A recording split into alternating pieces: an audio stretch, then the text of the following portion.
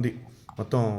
అంటే శాలిగ్రామం ఇదయ్యి వచ్చేటప్పుడు బ్యాగుల్లో మరి ఏమైందో బై మిస్టేక్గా ఇది ఇంతవరకు ఊడిపోయిందండి. అయితే మీకు ఇప్పుడు చూపిస్తా చూడండి, ఎంత విశిష్టతో చూడండి. ఇక్కడ సాక్షాత్ నారాయణ స్వరూపం శ్రీ మహావిష్ణవే నమః.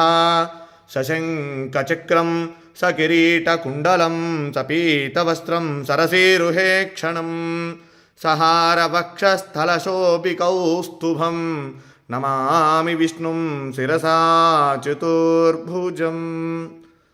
మనం నమ్మం కదా చెప్తే. శాలిగ్రామం సాక్షాత్ విష్ణుస్వరూపం అనడానికి ఇది ఒక నిదర్శనం అండి. చూడండి ఇక్కడ దీంట్లో శాలిగ్రామ రూపం సాక్షాత్ శ్రీ మహావిష్ణు స్వరూపంగా ఉన్నటువంటి శాలిగ్రామం. ఇది నేను నిజంగా ఇది మీతో నేను ఈ విషయం అంతా కూడా చెప్పాలని చెప్తాను. ఎందుకంటే చాలామంది నమ్మనటువంటి వాళ్ళు చాలామంది అనేక రకాలుగా చెప్తూ ఉంటారు.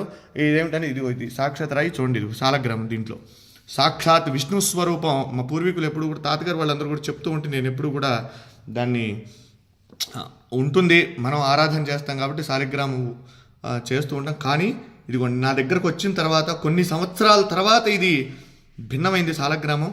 అయితే దాంట్లో సాక్షాత్ నిజంగా ఒళ్ళు గగురు పొడిచినాయండి. ఈ శాలిగ్రామంలో ఉన్నటువంటి శ్రీ మహావిష్ణువుని చూడగానే నాకైతే నిజంగా కళ్ళల్లోంచి నీళ్లు ఆగలేదండి.